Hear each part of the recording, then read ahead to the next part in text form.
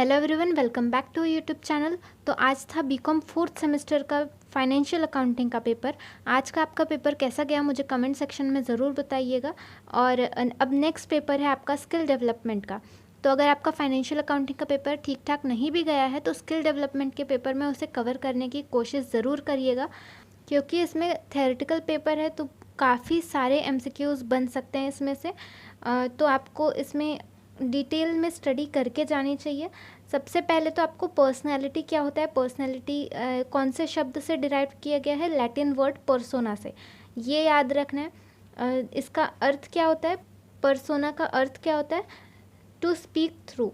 Personality यानी कि कोई भी हैबिट, एटीट्यूड या ऐसा कोई भी सोशल ट्रेट जो कि आपको अलग बनाता है दूसरों से।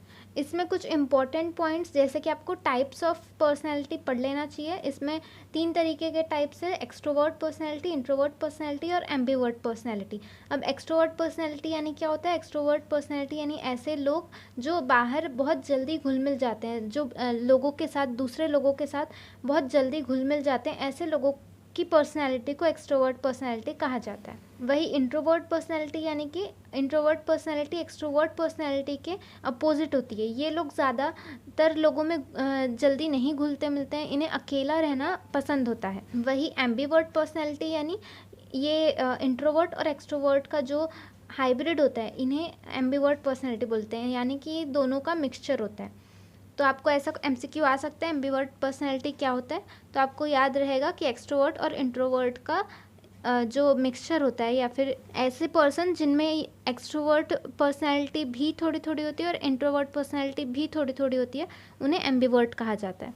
और सबसे इम्पॉर्टेंट टॉपिक कि पर्सनैलिटी, हर किसी की, हर इंडिविजुअल की पर्सनैलिटी यूनिक होती है, तो इस पर भी क्वेश्चन बन सकता है। तो आपको याद रहेगा कि ये यूनिक होती है सबकी पर्सनैलिटी। इसके बाद ह्यूमन ग्रोथ क्या है और ह्यूमन डेवलपमेंट क्या है, ये याद रखना है। इस पर किस तरीके का एमसीक्यू आ सकता है, आपको एक लाइन दे दी जाएगी। जैसे कि पहले हम डिस्कस कर लेते हैं ह्यूमन ग्रोथ और ह्यूमन डेवलपमेंट के बारे में। ह्यूमन ग्रोथ यानी कि ह्यूमन बॉडी में जैसे जैसे ग्रोथ होता है, जैसे कि अगर हमारी हाइट बढ़ती है, हमारा वेट बढ़ता है, तो ये ह्यूमन ग्रोथ के अंडर आता है। और वही ह्यूमन डेवलपमेंट यानी कि वही बॉडी जो हमें मिली है, उस बॉडी स्ट्रक्चर को यूज़ करके उसका कोई क्वालिटेटिव यूज़ करना। जैसे कि अगर हम ड्राइंग सीखते हैं, हम कम्युनिकेट करते हैं, हम राइटिंग या रीडिंग सीख रहे हैं, तो ये सारी चीज़ें ह्यूमन डेवलपमेंट के अंदर आती है। यानी ये हम धीरे धीरे अपने अंदर डेवलप करते हैं। हमें बचपन से हम बचपन से राइटिंग करना नहीं जानते हैं, हम धीरे धीरे डेवलप करते हैं ये सारी चीज़ें। तो आपको याद रहेगा कि ह्यूमन ग्रोथ जो है ये अपने आप होता है कई बार, जैसे कि हाइट बढ़ना ये अपने आप होती है। ह्यूमन डेवलपमेंट जो होता है वो अपने आप नहीं होता। राइटिंग अपने आप नहीं सीखी है, अपने आप को सीखना पड़ा है, सिखाए हैं किसी ने आपको। वैसे ही ह्यूमन ग्रोथ जो है ये क्वांटिटेटिव है, यानी कि आप इसे गिन सकते हो। आप इसे गिन सकते हो, जैसे कि आपका वेट कितना बढ़ा है ये आप गिन सकते हो, 5 किलो बढ़ा है, 2 किलो बढ़ा है, 3 किलो बढ़ा है। बट ह्यूमन डेवलपमेंट को आप गिन नहीं सकते, ये क्वांटिटेटिव नहीं होता है, क्वालिटेटिव होता है। आपकी ड्राइंग अच्छी है, बट किस हद तक अच्छी है ये आप गिन नहीं सकते, मतलब उसको नंबरिंग नहीं दे सकते हो आप। थोड़ी अच्छी है, थोड़ा बिगिनर लेवल की है, बहुत ही अच्छी है, मतलब एकदम प्रोफेशनल लेवल की है, ऐसे आप उसे कैटेगराइज कर सकते हो। बट आप 1 2 3 4 ऐसे नंबर में नहीं बोल सकते। तो ये भी एक याद रखने लायक है। ग्रोथ जो है वो क्वांटिटेटिव है, डेवलपमेंट जो है वो क्वालिटेटिव है। Growth quantitative, development qualitative. अब आपको इसमें एमसीक्यू कैसे आ सकते हैं कि आपको दे दिया जाएगा इसका मीनिंग, यानी कि जैसे आपको बता दिया गया है कि net increase in the size और मास ऑफ द टिश्यू, तो ये क्या है, ये क्या हो सकता है। आपको ऑप्शन में दे दिया जाएगा कि ये ह्यूमन ग्रोथ है, ह्यूमन डेवलपमेंट है, या बोथ है, या फिर नन ऑफ द अबव है। तो इसमें क्या हो रहा है, इसमें अगर आपके बॉडी के टिश्यू में अगर साइज़ या मास बढ़ रहा है, यानी इसको आप गिन सकते हो, तो ये क्या हुआ, ये ग्रोथ हुआ, ये ह्यूमन ग्रोथ है। तो आपको ह्यूमन ग्रोथ पे टिक लगाना है। वैसे ही ह्यूमन ग्रोथ जो होती है ये एक पीरियड पे आके रुक जाती है। जैसे कि आप जब 17-18 साल के हो जाते हो तो वो आपकी हाइट बढ़ना रुक जाती है। तो वैसे ही ये भी, इस पे कुछ रेस्ट्रिक्शंस होते हैं ह्यूमन ग्रोथ पे, बट ह्यूमन डेवलपमेंट कभी नहीं रुकता। जब तक आप जिंदा हो तब तक आप में ह्यूमन डेवलपमेंट होते रहता है। इसके बाद stages of human growth and development, ये भी काफ़ी इंपॉर्टेंट है। इसमें आपको 8 स्टेजेस दिए हुए हैं। ये आपको अपने इंस्टाग्राम पे भी दिख जाएगा, तो वहाँ से भी आप चेक कर सकते हैं। और इसके लिए मैंने स्पेशली जो रिवीजन सीरीज़ में डिस्कस किए हैं तो उसमें भी आप देख सकते हैं, इसको बहुत डिटेल में मैंने कवर किया है। यहाँ पे रिवीजन के लिए हम देख लेते हैं इन्फेंसी, यानी कि जो 0 से 18 मंथ ऑफ एज के बेबी होते हैं उन्हें इन्फेंसी में रखा जाता है। फिर अर्ली चाइल्डहुड यानी 18 मंथ से 3 इयर्स तक के बच्चों को अर्ली चाइल्डहुड में रखा जाता है। फिर मिडल चाइल्डहुड यानी 3 साल से 5 साल के बच्चे। लेट चाइल्डहुड मतलब 5 से 12 साल के बच्चे। एडोलसेंस मतलब 12 से 20 साल के बच्चे। अर्ली एडल्टहुड मतलब 20 से 30 साल के लोग। फिर मैच्योर एडल्टहुड मतलब 30 से 65 ईयर्स के लोग। और ओल्ड एज यानी 65 के ऊपर जितने भी लोग हैं वो सारे ओल्ड एज में जाते हैं। इसके बाद ह्यूमन बिहेवियर क्या होता है? ह्यूमन बिहेवियर यानी ऐसा कोई भी एक्शन या रिएक्शन जो एक पर्सन करता है किसी भी चीज़, किसी भी एक्सटर्नल या इंटरनल सिचुएशन को देख के उसका जो भी रिस्पॉन्स होता है तो उसे बिहेवियर कहा जाता है। अब बिहेवियर के भी कुछ प्रकार होते हैं, जैसे कि मॉलिक्यूलर बिहेवियर यानी ऐसा सडन बिहेवियर जो कि आप बिना सोचे कर लेते हो, मतलब आपको उसके लिए सोचना नहीं पड़ता। ऐसे बिहेवियर को मॉलिक्यूलर बिहेवियर कहा जाता है। ऐसे बिहेवियर जो अचानक से होते हैं और उसके लिए आप सोचते नहीं हो, वो मॉलिक्यूलर बिहेवियर है। और मोलर बिहेवियर, ये मॉलिक्यूलर बिहेवियर का अपोजिट होता है। ऐसे बिहेवियर जिसके लिए आप पहले सोचते हो और उसके बाद उसे करते हो, उसे मोलर बिहेवियर कहा जाता है। फिर ओवर्ट बिहेवियर यानी क्या? ओवर्ट बिहेवियर यानी ऐसे बिहेवियर जो आपको विजिबली दिख सके, यानी कि मतलब ऐसे बिहेवियर जो विजिबल हो। जैसे कि अगर कोई फुटबॉल खेल रहा है तो ये खेलना, उसे किक करना, फुटबॉल को किक करना, ये आपको दिख रहा है, तो ये ओवर्ट बिहेवियर है। फिर कोवर्ट बिहेवियर क्या है? कोवर्ट बिहेवियर यानी ऐसे बिहेवियर जो आपको नहीं दिख रहा है। जैसे कि कोई सोच रहा है तो ये आपको दिख नहीं रहा है कि वो सोच रहा है या नहीं सोच रहा है, तो ये कोवर्ट बिहेवियर में आता है।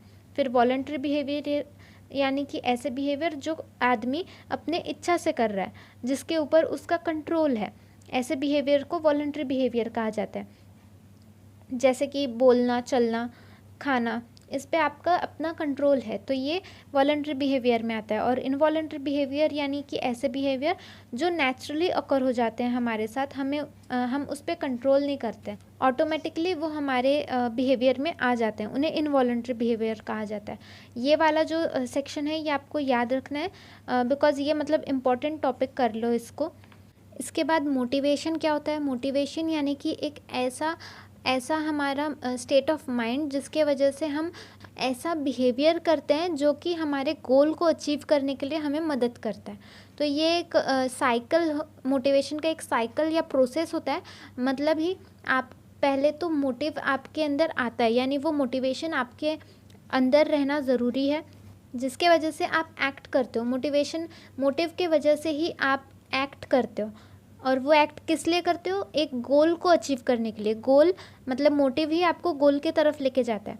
और ये गोल अचीव करने के लिए आपको क्या करना पड़ता है? आपको बिहेवियर करना पड़ता है। ऐसा कुछ बिहेवियर रहता है जो कि आपको गोल अचीव करने के लिए मदद करता है। तो ये साइकिल आपको याद रखनी है। मोटिवेशन के 2 तरीके हैं, पॉजिटिव मोटिवेशन, नेगेटिव मोटिवेशन, ये भी याद रखना है। पॉजिटिव मोटिवेशन यानी कि ऐसा मोटिवेशन जो कि आपको, ऐसे मोटिवेशन जो ऑर्गेनाइजेशन के तरफ से एम्प्लॉयज़ को दिए जाते हैं, जिसके वजह से अगर वो गोल को अचीव कर पाते हैं या गोल के तरफ अच्छा कर पाते हैं तो उन्हें रिवॉर्ड्स दिया जाए। ऐसे मोटिवेशन को, जहाँ पे इंसेंटिव मिल रहा है, जहाँ पे कुछ अच्छा एम्प्लॉय को मिल रहा है, तो उसे पॉजिटिव मोटिवेशन कहा जाता है। और वही नेगेटिव मोटिवेशन यानी कि जब एम्प्लॉय पे कुछ डर या फिर फियर या फोर्स बनाया जाए ताकि वो गोल अचीव करने के लिए फोकस्ड रहे, तो उसमें अगर आप ऐसे मोटिवेशन लगा रहे हो जिसकी वजह से फोर्स या फियर क्रिएट हो रहा है, तो उसे नेगेटिव मोटिवेशन कहा जाता है। अब वही मोरालिटी क्या होता है? मोरालिटी ये लैटिन वर्ड मोरालिस से लिया गया है, जिसका अर्थ होता है manner, character, proper behaviour. Morality यानी कि आप अगर ऐसे कोई बॉडी ऑफ स्टैंडर्ड सेट कर देते हो या प्रिंसिपल सेट कर देते हो, जिसके वजह से आपको पता रहे कि क्या गुड है, क्या राइट है। तो मतलब मोरालिटी सिंपल शब्दों में आपको ये बताता है कि कौन सी चीज़ें सही हैं, कौन सी चीज़ों को हमें फॉलो करना चाहिए। ऐसी जो चीज़ें आपको बता रही हैं, ऐसे चीज़ों को मोरालिटी कहा जाता है। आपको याद रखना है मोटिवेशन और मोरालिटी ये दोनों अलग अलग चीज़ें हैं। अगर इस पे एमसीक्यू बनता है मोरालिटी और मोटिवेशन सेम है तो ये फॉल्स रहेगा, मतलब अगर ट्रू फॉल्स आता है तो। इसके बाद स्किल्स में आपको दो तरीके हैं, सॉफ्ट स्किल और हार्ड स्किल। स्किल यानी क्या होता है? स्किल यानी कि ऐसी एबिलिटी जिसके वजह से आप कोई भी टास्क प्री डिटरमाइंड रिजल्ट के साथ उसे पूरा कर सकते हो, जिसके लिए आपको कुछ टाइम, एनर्जी या फिर ऐसी चीज़ें लगेंगी और वो आपके पास ऑलरेडी अवेलेबल है, तो वो उसे स्किल्स बोला जाता है। तो इसमें दो तरीके हैं, सॉफ्ट स्किल और हार्ड स्किल। सॉफ्ट स्किल यानी कि ऐसे स्किल्स जो कि आप बाहर से सीख नहीं सकते हो, ऐसे स्किल्स जो आपके अंदर होती है, जैसे कि personality trait, personal attributes, inherent social cues, communication abilities, ये सारी चीज़ें जो आपके अंदर होती हैं उसे आपको बस अच्छा करना होता है, मतलब उसे और बेहतर करना होता है आपको। वो पहले से होती हैं, बस उसे अच्छा करने की ज़रूरत होती है, बट वो आप किसी स्कूल से नहीं सीख सकते, आपको वो खुद ही सीखनी होती है। ऐसे स्किल्स को सॉफ्ट स्किल्स या फिर ह्यूमन स्किल्स बोला जाता है। सॉफ्ट स्किल को ही ह्यूमन स्किल बोला जाता है। और वही हार्ड स्किल्स ऐसे होती हैं जो कि आप उसके लिए कोर्सेज लगाते हो और वो स्किल्स हमारे जॉब के लिए इम्पॉर्टेंट भी होती हैं, जैसे कि basic computer skill, data analysis, mathematic and numeracy skills, foreign languages, planning skills. ये सारी चीज़ें जिसके लिए आप कोर्सेज लगा के सीखते हो उन्हें हार्ड स्किल्स बोला जाता है। इसके बाद आपको कम्युनिकेशन का अर्थ याद रखना है। कम्युनिकेशन ये एक लैटिन वर्ड कम्युनिस से डिराइव किया गया है, जिसका अर्थ होता है टू शेयर। कम्युनिकेशन यानी क्या? एक इन्फॉर्मेशन आपको, कम्युनिकेशन यानी इन्फॉर्मेशन या आइडियाज़ को आप जब ऐसे लोगों के बीच में शेयर करते हो जो कि आपका म्यूचुअल अंडरस्टैंडिंग रखते हैं, ऐसे लोगों के बीच में जब वो इन्फॉर्मेशन आप शेयर करते हो तो उसे कम्युनिकेशन बोला जाता है। कम्युनिकेशन यानी ही थॉट्स, ओपिनियंस, इन्फॉर्मेशंस, ये सारों का एक्सचेंज करना थ्रू स्पीच, राइटिंग या साइन। आपको ये एक एमसीक्यू ज़रूर पूछ सकता है, कम्युनिकेशन इज़ डैश प्रोसेस, तो इसका आंसर रहेगा कंटिन्यूअस प्रोसेस। ये पिछले साल भी ऑनलाइन एग्ज़ाम्स में आया था ये क्वेश्चन। कम्युनिकेशन एक कंटिन्यूअस प्रोसेस है, चलती ही रहती है, वो बीच में रुकती नहीं है। इसके बाद इंटरपर्सनल कम्युनिकेशन क्या होता है? इंटरपर्सनल कम्युनिकेशन यानी कि ऐसा कम्युनिकेशन जो एक सिंगल पर्सन के अंदर होता है, जैसे कि अगर हम कुछ सोच रहे हैं या फिर हम अपने आप से बात कर रहे हैं तो ये एक इंट्रापर्सनल कम्युनिकेशन में आता है। मतलब ही इंट्रा मतलब ही इनसाइड या फिर विद इन, यानी कि जब एक बंदा अपने आप से बात कर रहा है, खुद के अंदर बात कर रहा है, मन के अंदर बात कर रहा है, तो उसे इंट्रापर्सनल कम्युनिकेशन कहा जाएगा। और वही इंटरपर्सनल कम्युनिकेशन क्या होता है? इंटरपर्सनल कम्युनिकेशन यानी कि जब आप फेस टू फेस दूसरों से, मतलब कुछ एक स्मॉल ग्रुप है या तो फिर दो लोग हैं, उनका फेस टू फेस कम्युनिकेशन हो रहा है, उन्हें इंटरपर्सनल कम्युनिकेशन कहा जाता है। इंटरपर्सनल कम्युनिकेशन में आपको कुछ टाइप्स रहते हैं, जैसे कि वर्बल कम्युनिकेशन यानी कि जो शब्दों के द्वारा, जो कि बोल कर आप कम्युनिकेट करते हो, वो वर्बल कम्युनिकेशन होता है। रिटन कम्युनिकेशन यानी जो कम्युनिकेशन लिख के आप एक दूसरे से बातें करते हो, उन्हें रिटन कम्युनिकेशन कहा जाता है। फिर जेस्चरल कम्युनिकेशन यानी कि जो कम्युनिकेशन बॉडी लैंग्वेज के थ्रू किया जाता है, उन्हें जेस्चरल कम्युनिकेशन कहा जाता है। ये वाला पॉइंट आपको ज़्यादा ध्यान रखना है, इस पर क्वेश्चन बन सकता है। ऐसे कम्युनिकेशन जो बॉडी लैंग्वेज के थ्रू कम्युनिकेट की जाती है तो उसे क्या कहते हैं? उसे जेस्चरल कम्युनिकेशन कहते हैं। और फिर है फेशियल कम्युनिकेशन, जो कि फेशियल एक्सप्रेशन से आप पहचान सको, ऐसे कम्युनिकेशन को फेशियल कम्युनिकेशन में रखा जाता है। फिर है इंटरपर्सनल रिलेशनशिप। इंटरपर्सनल रिलेशनशिप यानी कि जब दो या दो से ज़्यादा लोगों के बीच में एक स्ट्रॉन्ग बॉन्ड होता है तो उन्हें इंटरपर्सनल रिलेशनशिप में रखा जाता है। अब इसमें कुछ टाइप्स दिए हैं, जैसे कि friendship, love, platonic relationship, family relationship और प्रोफेशनल रिलेशनशिप। इसके बाद आपको बॉडी लैंग्वेज बताया गया है। बॉडी लैंग्वेज यानी कि जो भी हम नॉन वर्बल मूवमेंट्स या जेस्चर्स देते हैं, हमारे बॉडी के थ्रू जो भी चीज़ें कम्युनिकेट करते हैं, तो वो बॉडी लैंग्वेज के अंदर आती है।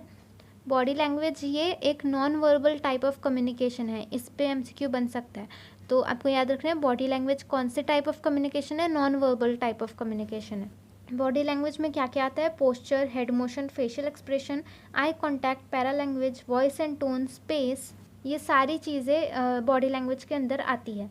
फिर टाइप्स ऑफ बॉडी लैंग्वेज, कौन कौन से टाइप्स होते हैं बॉडी लैंग्वेज के, एक तो बॉडी पार्ट्स के हिसाब से यानी head, facial expression, body posture, hand and finger gestures, इनसे हम पता कर सकते हैं।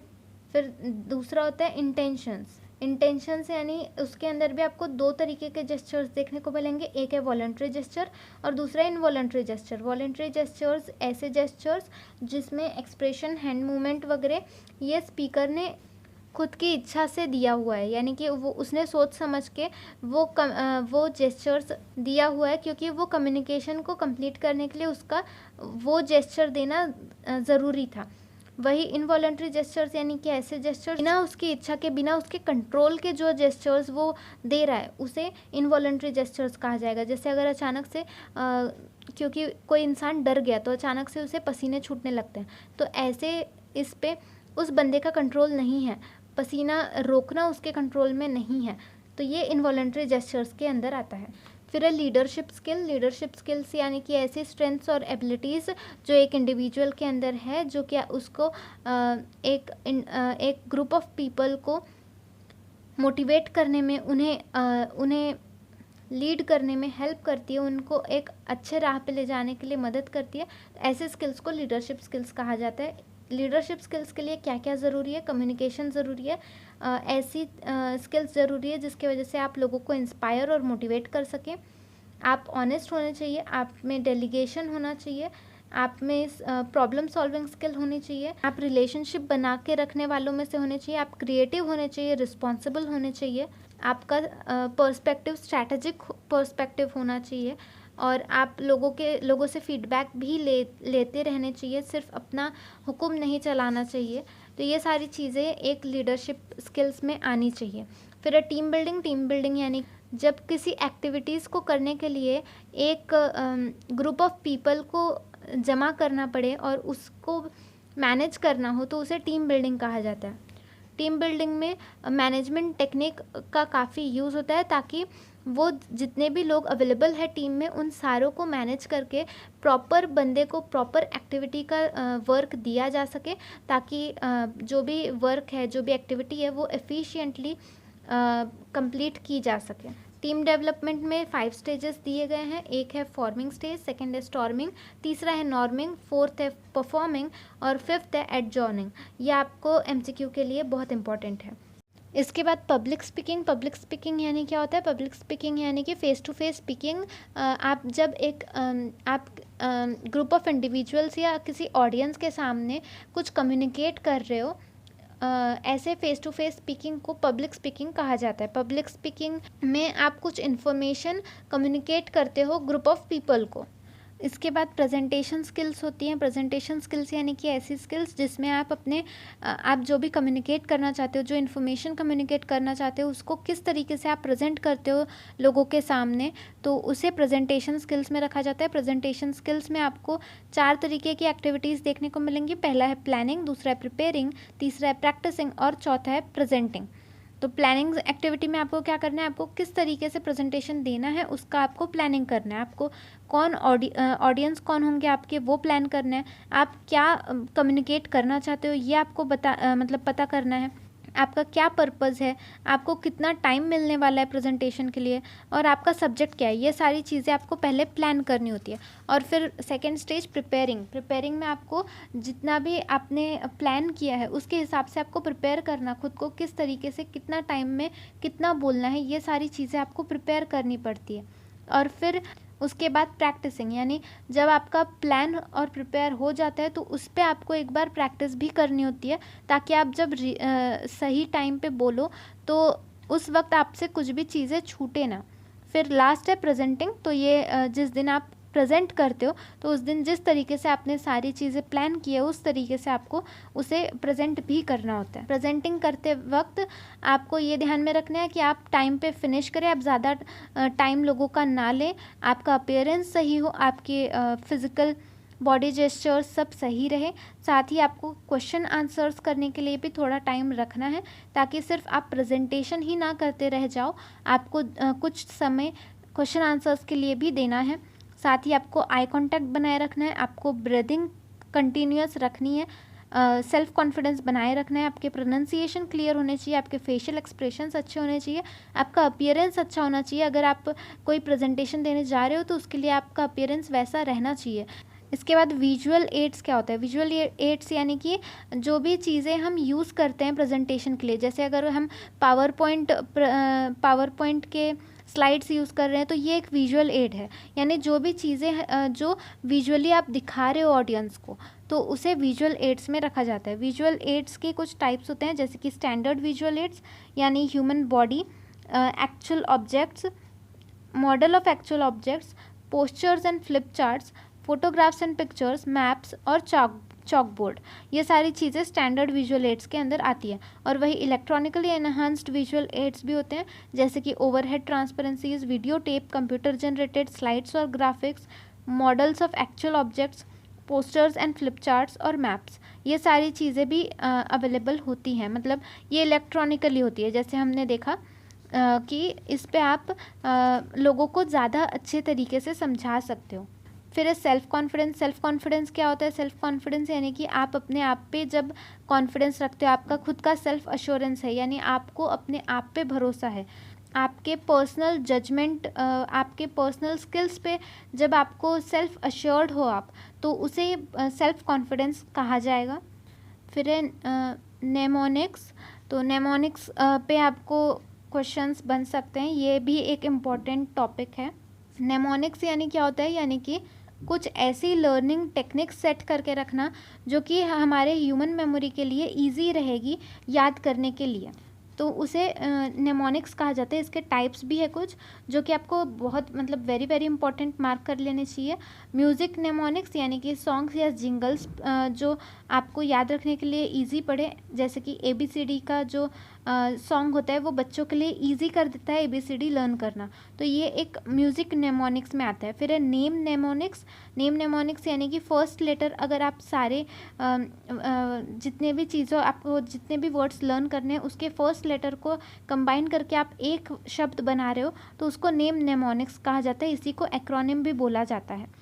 फिर एक्सप्रेशन और वर्ड नेमोनिक्स, ऐसे शब्द का यूज़ करके एक ऐसा सेंटेंस बनाना जो कि आपको याद रहे, तो उसको एक्सप्रेशन और वर्ड नेमोनिक्स कहा जाता है। फिर मॉडल नेमोनिक्स। मॉडल नेमोनिक्स यानी कि एक ऐसा मॉडल का यूज़ करना जो कि आपको इन्फॉर्मेशन याद रखने में हेल्प करे।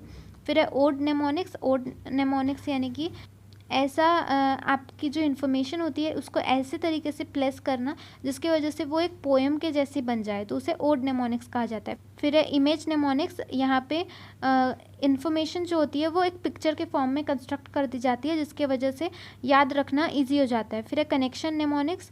जब आप न्यू नॉलेज को पुरानी नॉलेज के साथ कनेक्ट करते हो और फिर उसको याद रखने की कोशिश करते हो, तो उसको कनेक्शन नेमोनिक्स कहा जाता है। इसके बाद है गोल सेटिंग। गोल सेटिंग यानी कि ऐसा एक्शन प्लान डिसाइड करना जो कि आपको मोटिवेट करेगा आपके गोल को अचीव करने के लिए, तो ऐसे प्रोसेस को गोल सेटिंग कहा जाता है। और गोल कैसा होना चाहिए? वो स्मार्ट होना चाहिए। तो स्मार्ट का मीनिंग क्या होता है? स्पेसिफिक, मेजरेबल, अटेनेबल, रेलेवेंट और टाइम बाउंड। फिर टाइम मैनेजमेंट। टाइम मैनेजमेंट यानी कि जितना भी टाइम आपके पास अवेलेबल है, जो भी एक्टिविटीज़ आपको करनी है वो टाइम के अंदर उसको इफ़ेक्टिवली किस तरीके से आपको प्लान करके सारी चीज़ें प्रोडक्टिवली वो टाइम को यूज़ करना है और सारी एक्टिविटीज़ भी कंप्लीट करनी है उसी टाइम के अंदर, उसे टाइम मैनेजमेंट कहा जाता है। टाइम लिमिटेड होता है, टाइम स्केयर्स होता है, हमेशा टाइम आपको कम ही पड़ता है, इसीलिए आपको उसकी इफ़ेक्टिव प्लानिंग करनी होती है। तो टाइम मैनेजमेंट में प्लानिंग का बहुत बड़ा रोल होता है। फिर स्ट्रेस मैनेजमेंट। स्ट्रेस जो भी हर इंडिविजुअल को स्ट्रेस का सामना करना ही पड़ता है, तो जब ऑर्गेनाइजेशन हर एम्प्लॉयज़ के स्ट्रेस को मैनेज करने के लिए कुछ करती है, कुछ सोचती है, तो उसे स्ट्रेस मैनेजमेंट कहा जाएगा। तो किस तरीके से स्ट्रेस मैनेज किया जा सकता है, या तो ऑर्गेनाइजेशन के लिए ट्रेनिंग रखी जा सकती है, या तो पर्सनैलिटी डेवलपमेंट रखा जा सकता है ऑर्गेनाइजेशन में, या तो रिलैक्सेशन मेथड्स कुछ बनाए जा सकते हैं ऑर्गेनाइजेशन में। ऐसे ही कुछ तरीक़ों से हमारे ऑर्गेनाइजेशन के एम्प्लॉयज़ का स्ट्रेस मैनेज किया जा सकता है, जिसके वजह से वो अपने काम पे फोकस्ड रहें और उनका टाइम वो अच्छे से यूटिलाइज़ करके एक प्रोडक्टिव आउटपुट हमें जनरेट करके दे सकें। उसके बाद है मेडिटेशन एंड कंसंट्रेशन। मेडिटेशन ये एक लैटिन वर्ड मीडियाटरी से डिराइव हुआ है, जिसका अर्थ होता है to think, to dwell upon, या टू एक्सरसाइज द माइंड। फिर एक कंसंट्रेशन यानी कि जब आप एक ही चीज़ पे एक टाइम में एक ही चीज़ पे जब आप अपने माइंड को पूरी तरीके से लगाते हो तो उसे कंसंट्रेशन कहा जाएगा। यानी जब आपके दिमाग 50 जगह घूम रहा है, मतलब आपके दिमाग में 50 तरीके के ख्याल आ रहे हैं, उसको सारों को हटा के आप अपना पूरा का पूरा माइंड एक जगह फोकस्ड करते हो, उसे कंसंट्रेशन कहा जाएगा।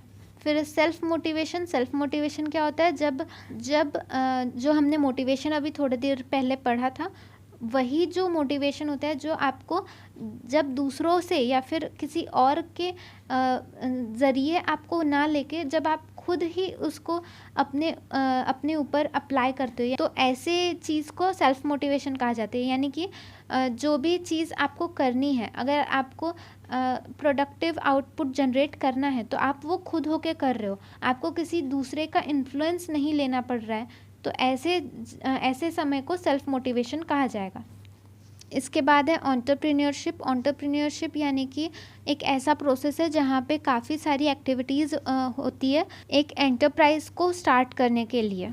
तो एंटरप्रेन्योरशिप ये एक MCQ बन सकता है कि ये कौन सा प्रोसेस है, यानी कि आपको याद रहना चाहिए कि यहाँ पे एक न्यू एंटरप्राइज का जन्म होता है या बर्थ होता है, तो ऐसे प्रोसेस को एंटरप्रेन्योरशिप कहा जाता है। एंटरप्रेन्योरशिप में इनोवेशन, रिस्क बेयरिंग, ये सारी चीज़ें इन्वॉल्व होती हैं। इसके बाद एंटरप्रेन्योर क्या होता है, एंटरप्रेन्योर यानी कि ये एक फ्रेंच वर्ड एंटरप्रेन्योर से डिराइव किया गया है, जिसका अर्थ होता है टू अंडरटेक। तो एंटरप्रेन्योर यानी कि एक ऐसा पर्सन जो कि ऑर्गेनाइज करता है, मैनेज करता है और साथ ही में वो रिस्क भी मैनेज करता है, ऐसे बंदे बिजनेस का रिस्क भी मैनेज करता है, ऐसे बंदे को एंटरप्रेन्योर कहा जाता है। फिर वेरी इंपॉर्टेंट टॉपिक ये भी है कि एंटरप्रेन्योरशिप स्किल्स कौन कौन सी होती हैं। एक एंटरप्रेन्योर पे क्या क्या होना चाहिए, उसको मनी रेज करना आना चाहिए, उसको मनी मैनेज करना आना चाहिए, उसको स्ट्रेस रिलीव करना आना चाहिए, वो प्रोडक्टिव होना चाहिए, वो फ्रेंडली होना चाहिए, उसको स्ट्रेंथ वीकनेस आइडेंटिफाई करते आना चाहिए, उसको लोगों की समझ होनी चाहिए, कौन सा बंदा किस काम के लिए सही है उसे वो आना चाहिए, उसको लोगों को मतलब न्यू स्टाफ को ट्रेन करते आना चाहिए, साथ ही अपना जो स्टाफ ऑलरेडी है उनको मैनेज करते आना चाहिए। ये सारी चीज़ें एक एंटरप्रेन्योर में होनी चाहिए। तो ये था अपना स्किल डेवलपमेंट का रैपिड रिवीजन। इससे पहले हमने हर एक यूनिट का प्रॉपर रिवीजन किया हुआ है, तो वो रिवीजन सीरीज़ के सारे यूनिट के रिवीजन सीरीज़ की लिंक मैंने डिस्क्रिप्शन बॉक्स में दे रखी है, आप वहाँ से जाके उसे चेक कर सकते हैं।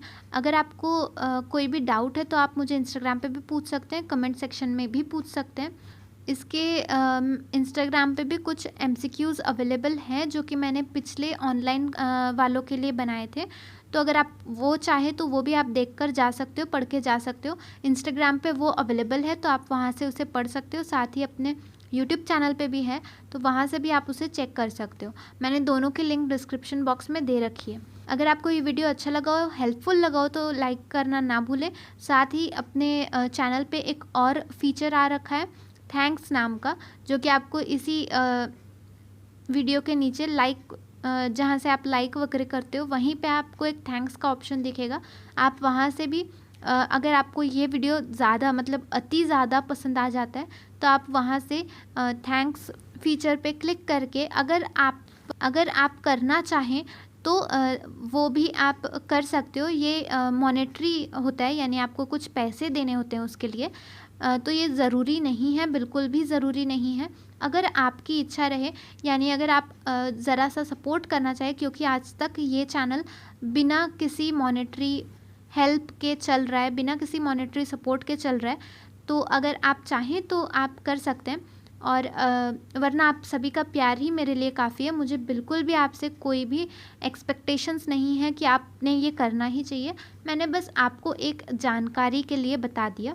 बाकी आप अपने दोस्तों के साथ तो शेयर करते ही ये video. Thank you so much for watching this video.